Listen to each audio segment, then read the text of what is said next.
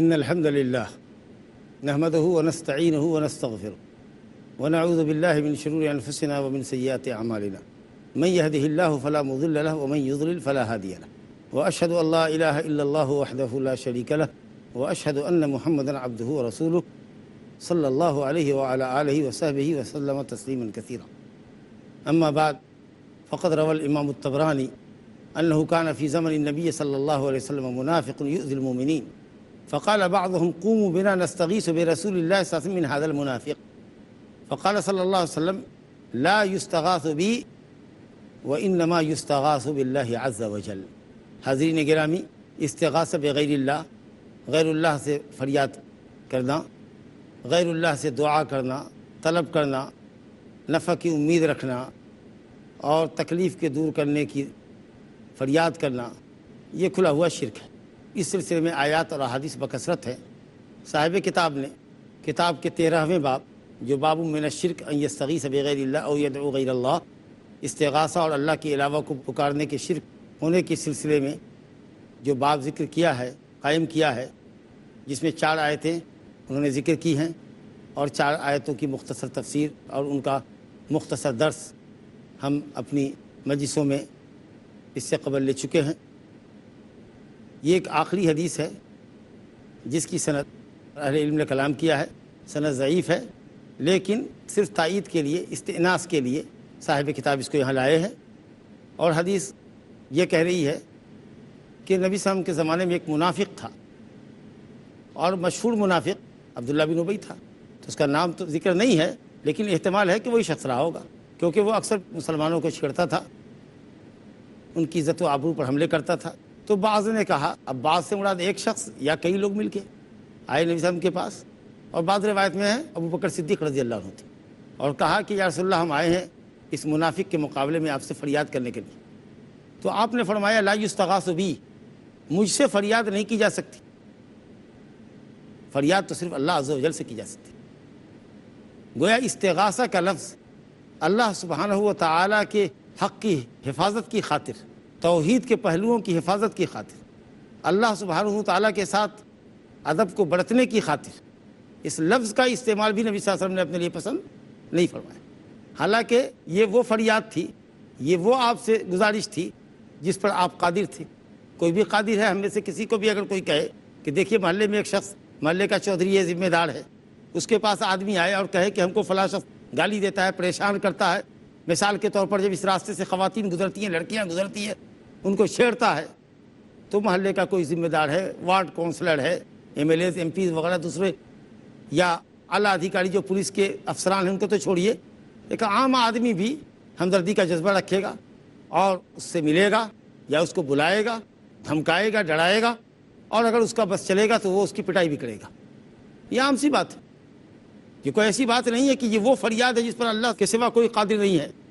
اللہ میں بیمار ہوں، لا علاج مرض ہم کو ہو گیا ہے، ڈاکٹروں نے جواب دیا ہے، تو اللہ سے نہ کہہ کر کے آپ کے پاس، اے بزرگ آپ کے پاس آیا ہوں، ہزاروں میل دور سے آیا ہوں، آپ انہونی کو ہونی کر دیتے ہیں۔ تمام اطباء نے جواب دے دیا، آپ ہم کو اچھا کر دیا، لا الہ الا اللہ۔ اس طرح کی فریاد اور طلب غیر اللہ سے شرک ہے۔ لیکن کوئی کسی کو مار رہا ہو، کوئی کسی کو پریشان کر رہا ہو، اور آپ اس کا دفاع کر سکتے ہیں، بچا سکتے ہیں، یہ آدمی کے بس میں، اختیار میں ہے، تو اگر اس کی فریاد کی جائے، بھئی بچاؤ، دیکھو یہ پریشان کر رہا ہے، اس سے ذرا نپٹو، تو یہ کوئی ایسی چیز نہیں ہے کہ یہ شرک ہو، اور ہم اس کو شرک نہیں مانتے، کوئی اس کو شرک نہیں مانتا۔ قوت اور تاثیر کا مالک اللہ ہے، اس کا اگر قوت اور تاثیر دوسرے کے اندر محسوس کرتے ہیں، مرض سے افاقہ دے سکتا ہے، ڈوبنے والے کو نجات دے سکتا ہے، مرنے والے کو بچا سکتا ہے، محتاج کو مالدار کر سکتا ہے، روزی روٹی کے لیے پریشان ہے اس کو روزی روٹی دے سکتا ہے، بے اولاد کو اولاد دے سکتا ہے وغیرہ ذالک۔ اس میں استغاثہ فریاد دعا شرک ہے۔ اس سے خلط مبحث نہیں ہونا چاہیے کہ مطلق پکار شرک ہے، تو کیسا تم بیوی کو پکارتے، بیٹی کو پکارتے، اپنے دوستوں کو پکارتے، اپنے دوستوں سے کام لیتے، ان سے ہیلپ کر لیتے، تو کیا ایسا نہیں کرتے کہ یہ شرک ہے؟ نہیں، جس پر انسان قادر ہو اس سے فریاد کرنے میں، اس سے گزارش کرنے میں اور اس طرح کی چیزوں کا سوال کرنے میں جس کے دینے پر وہ قادر ہو، شرک نہیں ہے۔ تو آپ کے بس میں تھا، اختیار میں تھا کہ آپ منافق کو بلاتے، ڈانٹتے، بلکہ آپ مار بھی سکتے تھے، لیکن آپ نے لفظ استغاثہ کی حیثیت کو سمجھا، اس کی نزاکت کو سمجھی، اور اللہ سبحانہ وتعالیٰ کے ساتھ ادب کا مظاہرہ کرتے ہوئے فرمایا کہ اس لفظ کا استعمال میرے لیے مت کرو، انما یستغاث باللہ، اللہ سے فریاد کی جاتی۔ یہ صرف نبی صلی اللہ علیہ وسلم نے توحید کی حفاظت کی کہ غوث العظم اللہ ہے، شدت اور تکلیف کو دور کرنے والا اللہ ہے، لیکن یا غوث کہ نعرے لگتے ہیں، شرکیہ نعرے لگتے ہیں، تو نبی صلی اللہ علیہ وسلم نے اس لفظ کو اپنے لیے پسند نہیں کیا، اس چیز میں جس پر آپ اللہ کے فضل سے قادر تھے۔ حالانکہ یہاں استغاثہ کا لفظ بولنا جائز ہے، لیکن آپ نے احتیاط اور افضلیت کو راہ دیا۔ اس آیت سے اگر کوئی اعتراض کرے جو سورہ قصص کے اندر آیت نمبر 15 ہے، فاستغاثہ الذی من شیعتہ علی الذی من عدوہ، حضرت موسیٰ علیہ السلام کے شیعہ جماعت یعنی بنی اسرائیل کے ایک شخص نے جس کو قبطی مار رہا تھا، مصری قبطی مار رہا تھا، تو یہ کہا کہ حضرت موسیٰ مجھے بچاؤ، موسیٰ مجھے بچاؤ، اس ظالم سے یہ ہم کو پیٹ رہا ہے، مار رہا ہے۔ فاستغاثہ الذی من شیعتہ، موسیٰ علیہ السلام کی جماعت کے ایک آدمی نے اپنے دشمن کے خلاف موسیٰ سے استغاثہ کیا، فریاد کی کہ موسیٰ بچاؤ، یہ ہم کو پیٹ رہا ہے۔ تو حضرت موسیٰ علیہ السلام گئے اور ظالم قبطی مصری کو پکڑا اور کہا کیوں پاڑ رہے ہو، اور اس میں ایک گھوسا لگا دیا، جڑ دیا، اور اللہ کے اذن سے وہ گھوسا اتنا بھاری پڑا کہ وہ مر ہی گیا۔ واقعہ مشہور ہے۔ تو موسیٰ علیہ السلام سے اس نے استغاثہ کیا، بچاؤ بچاؤ، اس بچانے پر وہ قادر تھے۔ تو اسے استغاثہ کا لفظ استعمال کرنا جائز تو ہے، لیکن بہتر یہ ہے کہ اس لفظ کو استعمال نہ کیا جائے۔ لہذا حدیث میں اور آیت کے درمیان تطبیق یہی دی جائے گی کہ استغاثہ ایسے کام کے لیے کسی کو پکارنا جس پر وہ قادر ہو، اس کو لفظ استغاثہ سے تعبیر کیا جا سکتا، جائز ہے، لیکن بہتر یہ ہے کہ اس لفظ کا استعمال اللہ کے علاوہ کے لیے نہ کیا جائے، افضلیت۔ بہرحال استغاثہ اور فریاد جیسا کہ آپ نے سنا کہ صرف اللہ سے کرنی چاہیے، اور یہی ایک مسلمان کی ذمہ داری ہے، یہ واجب ہے ہمارے اوپر کہ ہم اس کو محسوس کریں۔ لوگ غیر اللہ سے استغاثہ کرتے ہیں اور اس سلسلے میں ان کے بہت سارے شبہات پیش کرتے ہیں۔ الحمدللہ صاحب کتاب نے کشف الشبہات کے نام سے ایک عظیم کتاب لکھی ہے جس میں عباد القبور کے شبہات کو دور کیا کہ غیر اللہ سے فریاد نہیں کر سکتے، اور غیر اللہ سے پکار کیسے نہیں سکتے، اور غیر اللہ کا واسطہ اور وسیلہ کیسے نہیں پکڑ سکتے۔ اس سلسلے میں ان کے بہت سارے شبہات ہیں جن کا صاحب کتاب امام محمد بن عبد الوہاب رحمۃ اللہ علیہ نے مستقل ایک تالیف میں جواب دیا ہے۔ ہم یہاں آپ کے سامنے چند شبہات ان کے ذکر کرتے ہیں جس سے آپ کو یہ بات سمجھنے میں مدد ملے گی کہ اللہ کے علاوہ سے فریاد کرنا اور اللہ کے علاوہ کسی کی ذات کا اللہ کو واسطہ دینا یہ جائز نہیں ہے۔ اس سلسلے میں ترمذی کی حدیث پیش کی جاتی ہے کہ عثمان بن حنیف نام کے ایک صحابی تھے، نابینا صحابی تھے، وہ نبی صلی اللہ علیہ وسلم کی خدمت میں آیا اور انہوں نے عرض کیا کہ یا رسول اللہ، آپ اللہ سے ہمارے واسطے دعا کر دیجئے کہ ہماری آنکھ کی بینائی واپس ہو جائے، اللہ تعالیٰ ہم کو بینا کر دے، میں اپنی آنکھوں سے دیکھنا چاہتا ہوں دنیا۔ تو آپ نے کہا کہ اگر صبر کرو تو بہتر ہے، اور چاہو تو میں دعا کر دوں۔ انہوں نے کہا نہیں، آپ میرے لیے دعا کر دیجیے۔ تو آپ نے کہا کہ ٹھیک ہے، چلو جاؤ وضو کرو، اچھی طرح وضو کرو، اور آؤ اللہ تعالیٰ کے سامنے ہاتھ پھیلاؤ اور کہو کہ اے اللہ، میں تیرے نبی کے واسطے سے، میں تیرے نبی کے ذریعے، غور کیجیے گا، واسطہ کہہ لیجیے، ذریعہ کہہ لیجیے، بات ایک ہی ہے، میں تیرے نبی کے ذریعے تیری طرف متوجہ ہوتا ہوں، نبی رحمت کے ذریعے میں تیری طرف متوجہ ہوتا ہوں، تو میری تکلیف دور کر دے، فشفع فیہ، اور ان کی سفارش کو میرے حق میں قبول فرما لے۔ یہاں جو ہماری گفتگو ہے کہ غیر اللہ کو پکارنا، اموات صالحین کو پکارنا ایسے کاموں کے لیے جن پر اللہ کے سوا کوئی قادر نہیں۔ ظاہر ہے کہ مادرزاد اندھے کو کوئی دنیا کا ڈاکٹر اچھا نہیں کرتا، وہ اللہ ہی اچھا کرے گا۔ تو گئے نبی صلی اللہ علیہ وسلم سے کس چیز کی دعا کی؟ آنکھ کی بینائی ہماری واپس ہو جائے، یہ دعا کر دیجیے۔ یہاں گفتگو ہے اموات صالحین کو پکارنا ان کاموں کے لیے جن پر اللہ کے سوا کوئی قادر نہ ہو، سجدہ کرنا ہو، ان پر چڑھاوے چڑھانا، اس کی شرکیت آ رہی ہے آپ کے سامنے، اور یہاں دلیل پکڑی جا رہی ہے۔ نبی صلی اللہ علیہ وسلم نے دعا کرا لکھی، وہ بھی آپ زندہ ہیں، غور فرمائیے، اور آپ فرما رہے ہیں کہ دعا کرو تم خود، میں بھی تمہارے لیے دعا کرتا ہوں، اور تم اپنی دعا میں کہو کہ اللہ میں تیرے نبی کے ذریعے تیری طرف متوجہ ہو رہا ہوں، یعنی تیرے نبی بھی دعا کر رہے ہیں ہمارے لیے. کیا کر رہے تھے نبی صلی اللہ علیہ وسلم؟ دعا فرما رہے تھے, وہیں موجود تھے. اور کہا فشفعہ فیہ, اہل شرک کے, اہل بدعت کے خانہ ساتھ گھڑوں دے کو یہ جملہ ڈائنامیٹ کر رہا ہے, فشفعہ فیہ, اے اللہ ان کی سفارش, نبی صاحب کی سفارش, ان کی دعا ہمارے حق میں قبول فرما. وہ دعا کر رہے. تو کسی بھی زندہ شخص سے جس کو آپ صالح سمجھتے ہیں, آپ ان سے دعا کی درخواست کر سکتے ہیں, یہ کوئی شرک نہیں ہے. اور خود نبی صلی اللہ علیہ وسلم کی دعا کی قبولیت کے لیے آپ نے فرمایا کہ تم میرے لیے دعا کرو کہ اللہ تعالیٰ میری دعا تمہارے حق میں قبول فرمائے. غور کیجیے. اور آپ وہیں موجود بھی ہیں. اہل علم نے اولاً تو اس حدیث کی سند میں کلام کیا ہے, لیکن یہ جواب ہم دے رہے ہیں آپ کو کہ اگر اس حدیث کو ہم صحیح تسلیم بھی کر لیں تو یہ بات سامنے آتی ہے کہ وہاں نبی صلی اللہ علیہ وسلم سے دعا کی درخواست ہو رہی ہے. اموات کے سامنے کھڑے ہو کر کے اموات کو پکارا جا رہا ہے, ان کا وسیلہ پکڑا جا رہا ہے, ایسی بات نہیں. یا خود نبی صلی اللہ علیہ وسلم کی ذات کا واسطہ دیا جا رہا ہو, یہ بات بھی یہاں نہیں ہے. کہا نبی صلی اللہ علیہ وسلم سے دعا فرما دیجیے. آپ نے کہا صبر کرو تو اچھا, کہا نہیں دعا کر دیجیے. کہا ٹھیک ہے دعا کرتا ہوں, تم بھی دعا کرو, وضو کرو, دعا کرو, اور اللہ تعالیٰ سے کہو کہ اللہ تیرا نبی جو ہمارے حق میں دعا کر رہا ہے اس کی دعا کو قبول فرما. اللہ خود نبی صلی اللہ علیہ وسلم اس سے یہ کہہ رہے ہیں کہ تم ہماری دعا کی قبولیت کے لیے دعا کرو. انشاءاللہ وقفے کے بعد گفتگو جاری رہے گی.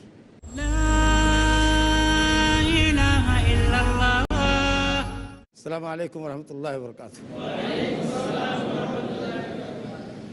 وقفے سے قبل سنن ترمذی سے عثمان بن حنیف کا دراسہ کر رہے تھے ہم لوگ, جس کو اہل بدعت پیش کرتے ہیں, اور اموات اور صالحین کے پکارے جانے پر اس حدیث کو بطور سند, بطور استدلال, بطور جواز پیش کرتے ہیں. حالانکہ اموات کو پکارنا, وہاں چڑھاوے چڑھانا, قبروں کا طواف کرنا, سجدہ کرنا, یہ ایک الگ نوعیت کی چیز ہے جو شرک ہے. اور عثمان بن حنیف کا نبی صلی اللہ علیہ وسلم سے دعا کی درخواست کرنا, اور نبی صلی اللہ علیہ وسلم کا کہنا کہ تم خود اپنے حق میں دعا کرو, میں بھی دعا کرتا ہوں, اور میری دعا کی قبولیت کے لیے تم دعا کرو. فشفعہ فیہ, کہ اللہ اپنے نبی کی شفاعت کو میرے حق میں قبول فرما, یعنی ان کی دعا کو قبول فرما. یہ کیسا استدلال ہے آپ کا کہ اموات کو پکارنا اس سے جائز ہو گیا, یا شخصیتوں کا واسطہ لینا جائز ہوا؟ ہرگز نہیں. وہاں یہ نہیں تھا کہ وہ نبی صلی اللہ علیہ وسلم سے دور تھے اور گھر میں کہہ رہے تھے یا اللہ تیرے نبی کا تجھ کو واسطہ, تیرے نبی کے واسطے سے ہم تجھ سے سوال کرتے ہیں. ایسا بھی نہیں تھا. نبی صاحب وہاں موجود ہیں, دعا کر رہے ہیں, ذات کا وسیلہ بھی نہیں. ماشاء اللہ در مختار وغیرہ بھی جو فقہ حنفی کی کتابیں ہیں آپ دیکھیے تو حضرت امام ابو حنیفہ رحمۃ اللہ علیہ سے بھی یہ قول منقول ہے کہ اللہ کو اس کے ناموں کے ذریعے پکارو, کسی مخلوق کا واسطہ نہ دو. امام ابو یوسف رحمۃ اللہ علیہ نے بھی اس کو ناجائز کہا.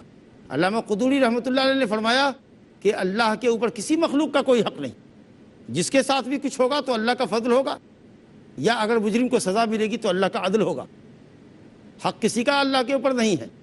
ہم نماز, روزے, حج, زکوٰۃ کرتے ہیں, توحید کو پختہ کرتے ہیں, تو اللہ نے ہماری بخشش کا حق اپنے اوپر خود لازم کیا ہے, ہم نے ان پر لازم نہیں کیا. تو کسی مخلوق کا کوئی حق نہیں ہے کہ آپ اس کو مخلوق کا واسطہ دیں. تو یہاں واسطہ مخلوق کا نہیں تھا. جو لوگ یہ کہتے ہیں کہ نبی صلی اللہ علیہ وسلم کی ذات کا واسطہ پکڑا, یہ نہیں تھا. محمد نبی رحمت کی دعا کا واسطہ تھا, اور نبی صلی اللہ علیہ وسلم دعا فرما رہے تھے اور آپ حاضر تھے مجلس میں, کیونکہ فشفعہ فیہ, اے اللہ اپنے نبی کی شفاعت میرے حق میں قبول. گویا نبی صلی اللہ علیہ وسلم نے شفاعت کی تھی. تو آپ کسی زندہ شخص کو جس کو نیک صالح سمجھتے ہیں, آپ اس سے دعا کی درخواست کیجیے کہ وہ اللہ سے آپ کے حق میں دعا کرے, تو آپ کر سکتے ہیں.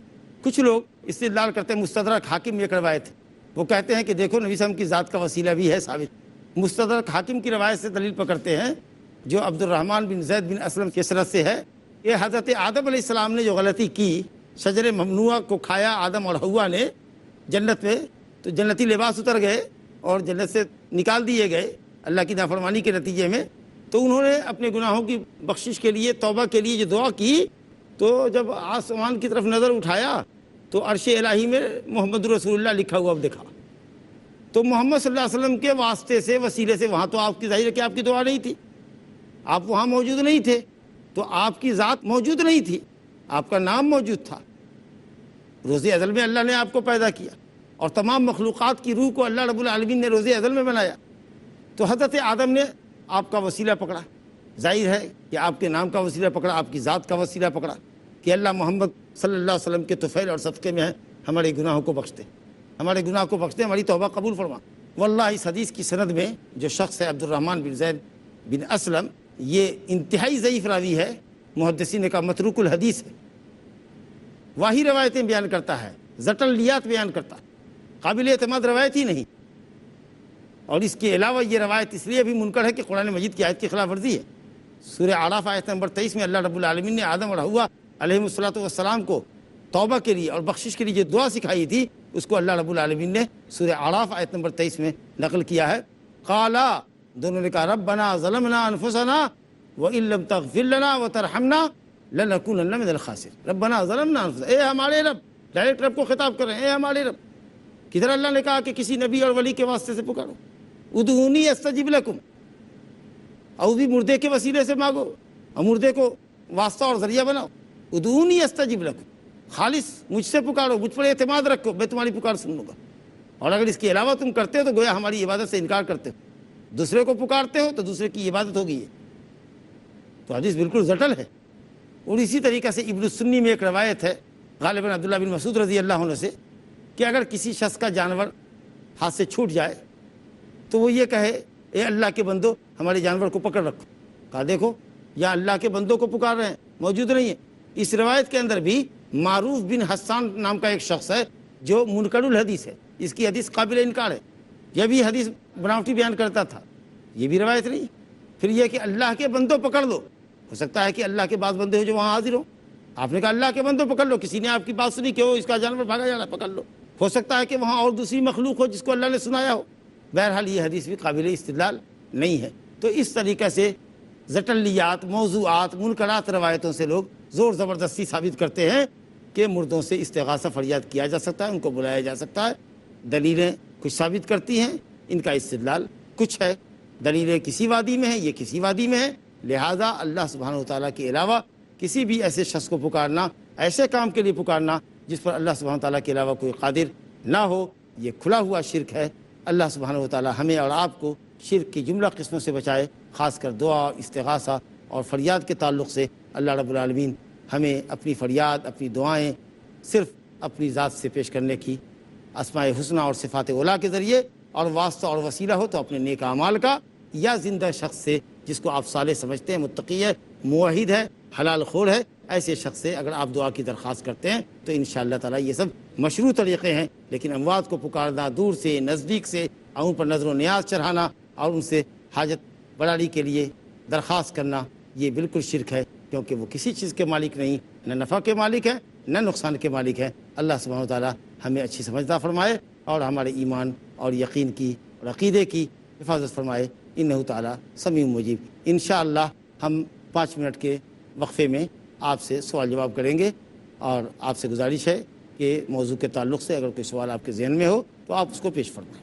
السلام علیکم ورحمۃ اللہ وبرکاتہ۔ وعلیکم السلام ورحمۃ اللہ وبرکاتہ۔ مجھے اتنا اندازہ نہیں ہے، لیکن جب دعا کرتا ہے شخص تو درود آگے، دعا کی شروعات میں، دعا کے اینڈ میں درود پڑھنے کی فضیلت شاید بیان کی گئی ہے، تو کوئی ایسا اس پہ آرگیو کرے کہ کیونکہ آپ درود پڑھتے اور دعا کی قبولیت کی فضیلت ہے تو رسول صلی اللہ علیہ وسلم کے تو فعل اور وسیلے سے دعا کیوں نہیں مانگی جائے، جبکہ یہ یہاں پہ ثابت ہے؟ درود عبادت ہے، جس نے نبی صلی اللہ علیہ وسلم پر درود پڑھا، صلوات پڑھی، اس کو 10 نیکیاں ملتی ہے، اللہ تعالیٰ اس پر 10 رحمتیں نازل کرتا ہے۔ من صلی علیہ مرۃ صلی اللہ علیہ بہا عشرہ، ایک مرتبہ صلوات بھیجو گے اللہ تعالیٰ 10 صلوات بھیجے گا۔ بہت فضیلت، عبادت۔ تو دعا کی قبولیت کے لیے جو شرائط ہیں اور جو آداب دعا سکھلائے گئے ہیں، اس میں یہ ہے کہ شروع میں آدمی اللہ کی تعریف کرے، نبی صلی اللہ علیہ وسلم پر درود و سلام بھیجے، پھر اپنی حاجتوں کا اللہ تعالیٰ سے سوال کرے، پھر آخر میں نبی صلی اللہ علیہ وسلم پر صلوات بھیجے، اللہ تعالیٰ کی تعریف کرے، آمین کہے، انشاءاللہ اللہ تعالیٰ دعا قبول کرے گا۔ یہ عبادت ہے جو دعا سے پہلے عبادت کو بطور وسیلہ پیش کر رہے ہیں۔ جیسے ہم نماز میں پڑھتے ہیں ایاک نعبد و ایاک نستعین، اے اللہ ہم تیری ہی عبادت کرتے ہیں اور تجھ ہی سے مدد چاہتے ہیں۔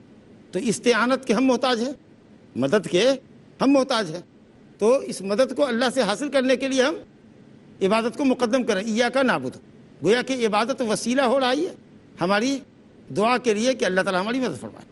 تو ہم اپنی دعاؤں میں اللہ کی تعریف اور نبی صلی اللہ علیہ وسلم پر صلاۃ و سلام بھیجتے ہیں، عبادت ہے، تو گویا کہ اس کو وسیلہ بناتے ہیں، آپ کی ذات کا وسیلہ ایسا نہیں ہے۔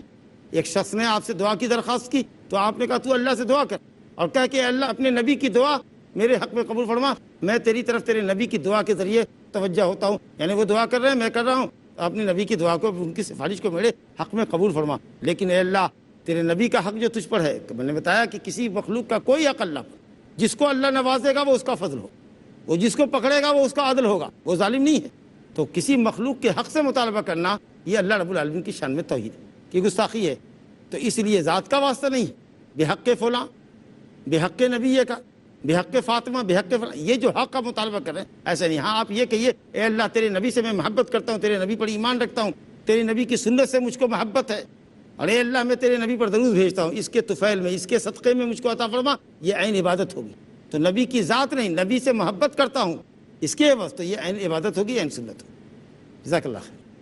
السلام علیکم شیخ. وعلیکم السلام ورحمۃ اللہ. جو آپ نے اس سے پہلے حدیث بتائی جو واسطے کی حدیث تھی، تو اس میں نبی صلی اللہ علیہ وسلم موجود تھے، مطلب زندہ موجود تھے، اس لیے ان کا واسطہ لے کر مانگنا جائز تھا.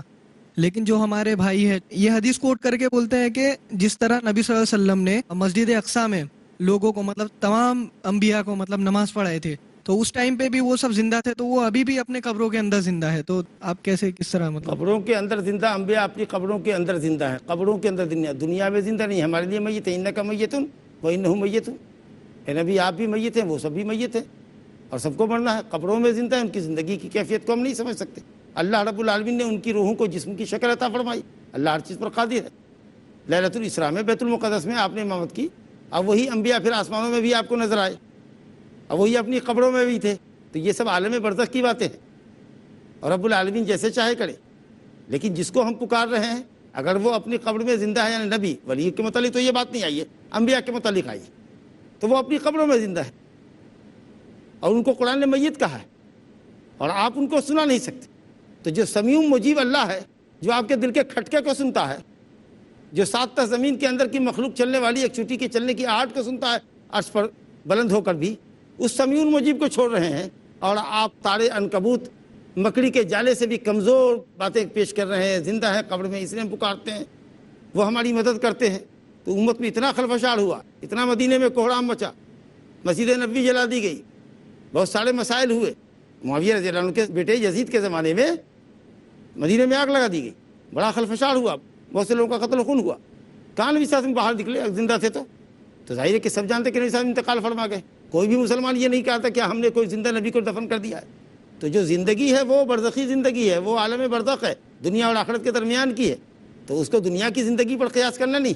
اور پھر نبی صلی اللہ علیہ وسلم سے میں نے پہلے بھی عرض کیا کہ نبی صلی اللہ علیہ وسلم کی ذات کا وسیلہ عثمان بن حنیف نے یا دوسرے لوگوں نے نہیں کیا تھا. نبی صلی اللہ علیہ وسلم سے دعا کی درخواست کی تھی، اور نبی صلی اللہ علیہ وسلم نے دعا فرمائی تھی، جس کو قبول کرنے کے لیے انہوں نے اللہ تعالیٰ سے گزارش کی، فشفعوا فیہ، اے اللہ اپنے نبی کی سفارش میرے حق میں قبول فرما.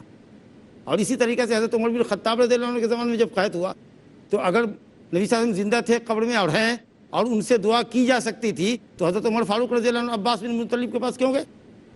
وہیں آتے نبی صلی اللہ علیہ وسلم کی قبر کے پاس کہ یا رسول اللہ دیکھیے آپ کی امت قحط زدہ ہے مدینے میں، اور چاروں طرف میں ہاکار پانی کے لیے مچا ہوا ہے، آپ دعا فرما دیجیے یا رسول اللہ. یہ نہ کہہ کر کے آپ کے چچا عباس بن عبد المطلب کے پاس گئے. اچھا، اب عباس بن عبد المطلب بھی گھر میں نہیں رہے کہ حضرت عمر فاروق نے میدان میں کہا کہ اللہ تجھ کو تیرے نبی کے چچا عباس کا واسطہ، بلکہ حضرت عباس بن عبد المطلب نکلے، انہوں نے دعا کی، تفصیل ہاتھ پھیلایا، پیشانی جھکائی، کہا اللہ گناہوں سے یہ آلودات، شرم و ندامت کی پیشانی تیرے سامنے جھکی ہوئی ہے، دیکھ یہ لوگ تیرے نبی کا چچا سمجھ کے مجھ کو لے آئے ہیں، میرے رشتے کی لاج رکھ لے، اپنے فضل سے ان لوگوں کو بارش برسا دے.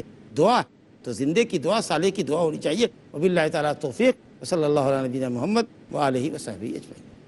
اللہ اللہ یا ربی یا اللہ، اللہ یا ربی یا اللہ.